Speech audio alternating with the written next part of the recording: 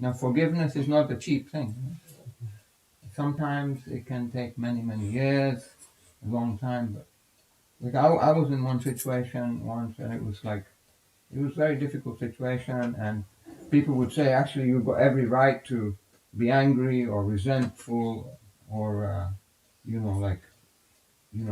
upset at someone, because they kind of let you down badly. But then, like, initially there was anger, there was frustration, there was, like, resentment, there were so many other feelings. But then, after some time, I read one statement, one article that Mahatma Prabhu wrote, on forgiveness. And I read that and I thought, actually, well, it's very interesting because he was saying that Krishna puts us through different situations at different times, and he's doing it for a reason. So, but then he was saying that why do we need to forgive someone else? Someone may have done something to us that really hurt us, or whatever, in something. But the thing is, actually, we need to forgive them, even if it's for our benefit. Yeah, otherwise, like, if you're holding some resentment, some anger, some hatred against somebody else, anybody else, it's like holding a burning stone, and it's burning you. So then, if you let go of it, you don't have to go and live with that person, but it's not in your self-interest in any way to hold on to those feelings, negative feelings, anger and hatred and resentment and whatever, because actually it's destroying us. So it's like it says like I take poison and I expect somebody else to die. So then this forgiveness is not a cheap thing, but it's a very important thing, very, very important thing. Like even like Jesus is on the cross and he's saying that forgive them, Father, for they don't know what they do. So Krishna is forgiving, like Sutapa Prabhu was saying, Krishna is forgiving us all the time, and the parents are forgiving the children, so many times, They still love them, So I think we've had people forgive us. Even sometimes we don't even know when people are forgiving us, because sometimes we have done things and disturbed people or annoyed people or done things that even we're not even aware of, because it's just some idiosyncrasies that we have, and we don't even notice it because we're so used to it. But some other people, it really irritates them. But sometimes there's people who are doing so many things for us, and we're not even really aware of what's happening. But we kind of live in our own, world of, fishbowl, on our head. So, very interesting things. So yeah, relationships are very, very deep, very important, and everything's all about relationships. And in this world, they say that if you can't get along with the devotees here, well, you're going to have a difficult time in Goloka Vrindavan, because the place is full of them.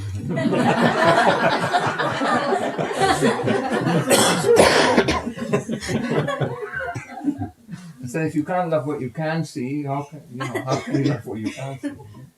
So this is the training ground, So this is our training ground, and we're very fortunate because we've got very good association, and we've got very good guidance, Right. And we've got all the teachings, like Srila Prabhupada and all the acharyas and all the devotees who are actually helping us, spoon feeding us, teaching us how to get there. So we really don't have any excuse. So if someone says, well, even after hearing all this, I don't want to follow any of this. So you can say, fine, whatever. Like we say, if we don't learn the lessons the first time round, then we have to learn them the next time. The things keep happening again and again until we learn. Once you learn the lessons of that class, then you can go into the next class. That's how it works. Sutapa Prabhu said something. He says, all the devotees, when you do, they were all encouraging you. so to help you progress, constantly encouraging. But you must have invested in those 4 basics with them for them to respond the way they did. You may not be aware, Maybe, you will have. but Vaishnavas are very kind, I see. and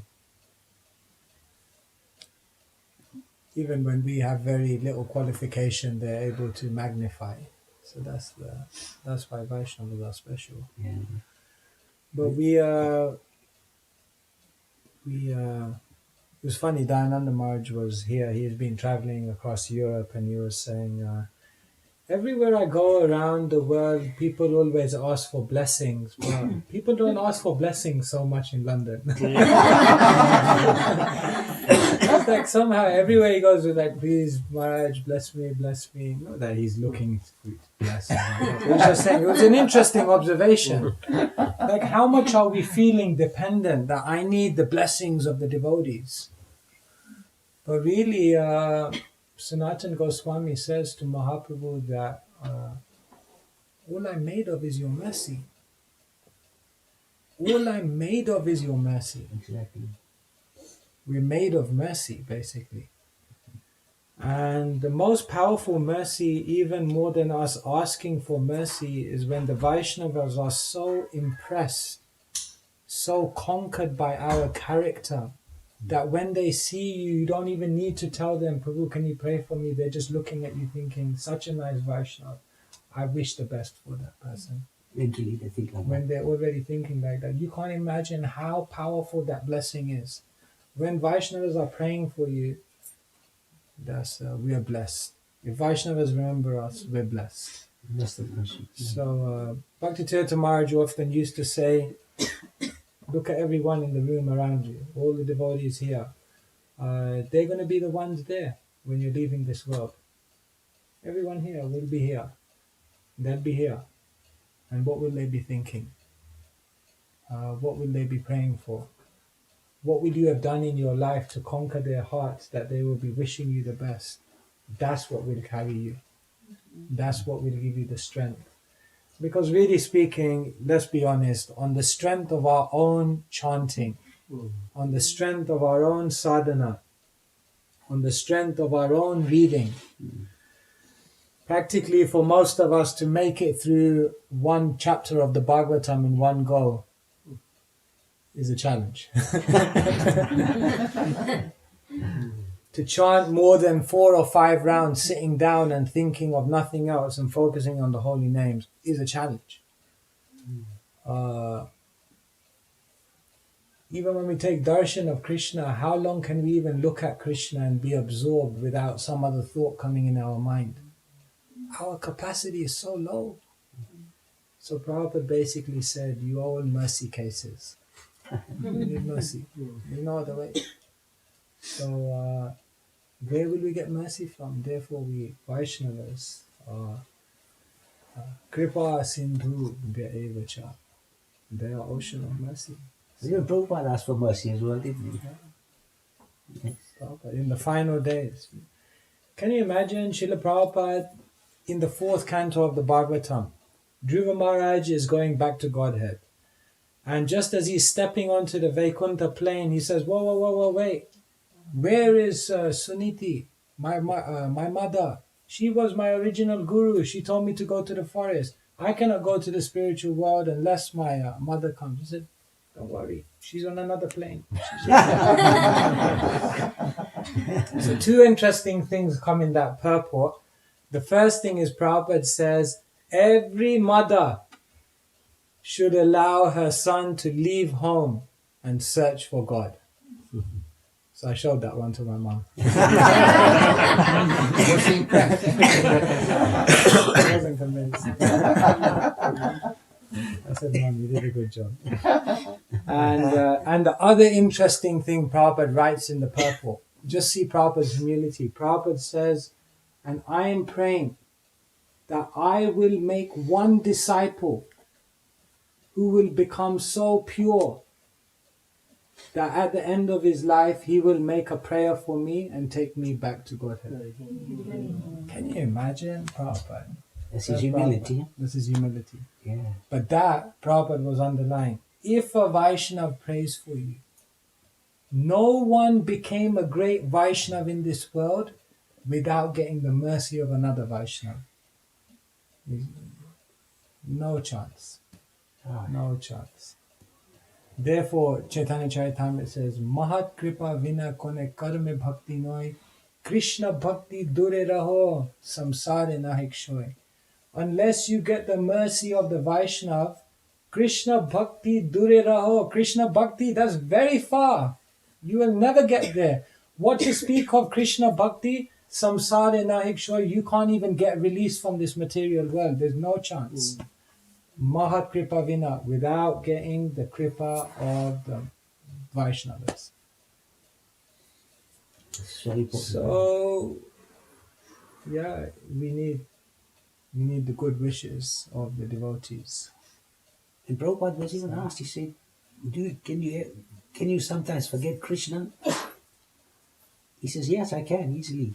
So I keep telling Krishna, I said, please let me never forget you. I mean, if Krishna can, I just find it difficult to understand. How Of Prabhupada course, we understand that's Prabhupada's humility, but he's teaching us. We must always be prayerful. We should never say, I'm okay, I'm beyond Maya. We should always realize Maya is an equal opportunities employer.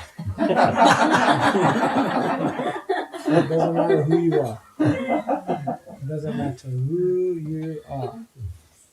Maya is waiting. Exactly. And Krishna Bahir Mukha Hoya Bhogavancha Kore.